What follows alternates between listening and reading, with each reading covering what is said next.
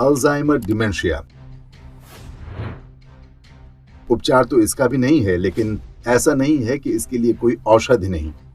3-4 दवाएं ऐसी आई हैं जो इसके बढ़ने की गति को धीमा कर देती हैं। डिमेंशिया की सबसे नई दवा वर्ष 2003 में आई थी, यानी लगभग 2 दशक में कोई नई औषधि नहीं आई है। लेकिन ऐसा नहीं है कि डिमेंशिया बीमारी पर काम नहीं चल रहा। पिछले वर्षों में लगभग 200 दवाइयों पर शोध कार्य हुआ है, पर उन्हें प्रभावी नहीं पाया गया और शोध को बंद कर दिया गया।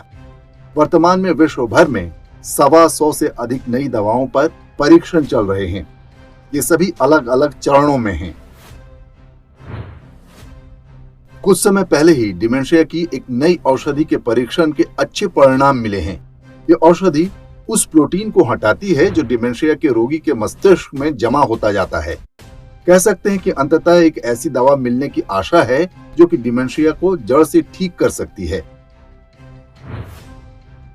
अब बात आती है इसके खर्च की। कंपनी ने बताया है कि यह दवा बहुत महंगी पड़ेगी। प्रति व्यक्ति प्रति वर्ष के उपचार में लगभग $14 लाख खर्च आएगा। भारतीय रुपए में ये लगभग 12 करोड़ बैठेगा। अब एक कंपनी इतनी महंगी एक दवाई बनाएगी और बेचेगी तो लाभ भी कमाएगी, और जब कंपनी लाभ कमाएगी तो बीच में कुछ ज्ञानचंद भी चले आएंगे। एक ऐसी ही एजेंसी है institute for clinical and economic research. ये एक निजी नॉन प्रॉफिट संस्था या एनजीओ है जिसका काम है किसी भी नए मेडिकल उपचार या प्रोसीजर का उचित मूल्य निर्धारित करना। इस एजेंसी ने बताया कि इस नई दवाई का कॉस्ट इफेक्टिव मूल्य प्रति व्यक्ति प्रति वर्ष $2,400 से $2,600 के बीच होना चाहिए। ये एजेंसी कौन है और इसे कौन चलाता है? ये एजेंसी एक चैरिटी फंड से बनी है जिसका नाम है John and Laura Arnolds foundation. John and Laura बिल्कुल Bill and Melinda Gates foundation की तरह एक बिलियनेयर पति पत्नी हैं जो चैरिटी में अपनी संपत्ति लगाते हैं। वर्ष 2010 से अभी तक वे $1 अरब से अधिक की संपत्ति दान कर चुके हैं। लेकिन वास्तव में ये दान है या निवेश, इसका निर्णय थोड़ा रुक कर कीजिएगा। किसी ने रिसर्च किया, दवाई बनाई, सैकड़ों मॉलिक्यूल्स को टेस्ट करने के बाद एक दवाई मिली जिससे डिमेंशिया बीमारी के पूरी तरह से ठीक होने की संभावना है, और उसका उचित मूल्य क्या होना चाहिए ये बताने के लिए एक दूसरा खरबपति आ गया। ये वो धनवान व्यक्ति है जिसने अपने पैसे उस दवाई को बनाने में नहीं लगाए। Institute for clinical and economic research कोई सरकारी एजेंसी नहीं है। दवाई के दाम निर्धारित करने का इसका कोई अधिकार नहीं है। बस ये एक नैतिक दबाव बना सकते हैं कि दवा का उचित मूल्य क्या होना चाहिए। यह उत्तरदायित्व उन्हें किसी ने दिया नहीं है, उन्होंने स्वयं ही ये कार्य अपने कंधे पर ले लिया है। Institute for clinical and economic research जैसी संस्थाएं यदि नहीं होती तो क्या होता? दवा $14 लाख प्रति वर्ष की लागत पर 2-4 साल बिकती। विश्व के 5-10 हजार सबसे धनवान लोग उसे अफोर्ड कर पाते। दवा कंपनी की लागत निकल आती, फिर इसकी कीमत कम हो जाती। इतनी कंपनियां जो इतने वर्षों से रिसर्च कर रही हैं, उनमें से 2-4 और अपनी दवाई मार्केट में ले आती। कंपटीशन बढ़ता, कीमत बिल्कुल ही घट जाती। हो सकता है कि फिर हम और आप भी उसे अफोर्ड कर सकते। इसके महंगे होने से केवल इतना होगा कि अभी के 2-4 वर्ष दुनिया जैसे बिना दवा के चल रही है वैसे ही चलती रहती। तो अब क्या होगा?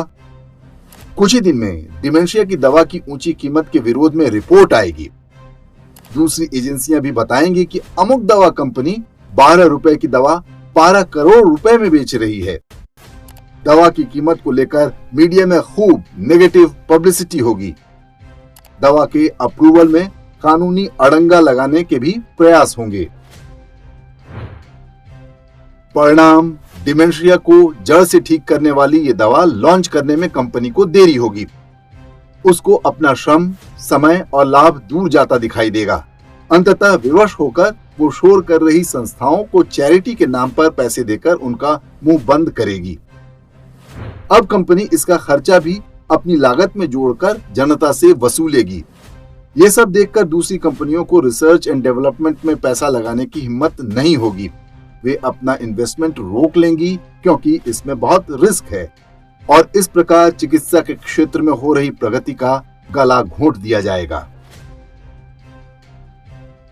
जिस आर्नोल्ड्स दंपति ने अपने 1 बिलियन चैरिटी में लगाए, उसने दान नहीं किया, इन्वेस्ट किया। उसने पावर में इन्वेस्ट किया, दूसरों को पैसा कमाने से रोकने की पावर। पावर की रिटर्न्स पैसे के रिटर्न्स से बड़ी होती हैं। मूर्ख है वो जो इतनी मेहनत करके, इतना रिस्क लेकर, इतना निवेश करता है एक दवाई बनाने में। बुद्धिमान वो है जो आपका भला करने आया है, इसका हिसाब लगाने आया है कि कोई आपसे अनुचित मुनाफा न कमा ले। वामपंथी हर विषय पर एक मॉरल एंगल या नैतिकता को पकड़कर बैठ जाता है। उसे और कुछ नहीं करना होता, सिर्फ हर बात की नैतिकता निर्धारित करने की शक्ति चाहिए होती है। और उसे ये ताकत कौन देता है? हम और आप। हम अक्सर ये शोर सुनते हैं कि दवा कंपनियां लूट रही हैं, दवाओं का उचित मूल्य निर्धारित होना चाहिए। यही सुनकर किसी धूर्त ने उचित मूल्य करने की दुकान खोल ली। अब वो अपनी इस मूल्य निर्धारक शक्ति की कीमत निर्माता और अंततः आपसे वसूलेगा। हम और आप उसकी और बड़ी कीमत चुकाएंगे। जिनके बूढ़े माता पिता की स्मृति क्षीण हो रही है, उन तक जो औषधि 5 या 10 वर्ष में पहुंचती, पता नहीं अब कब पहुंचेगी। पर कम से कम आप एक पूंजीपति के हाथों शोषण से तो बच गए। बड़ी खुशी की बात है।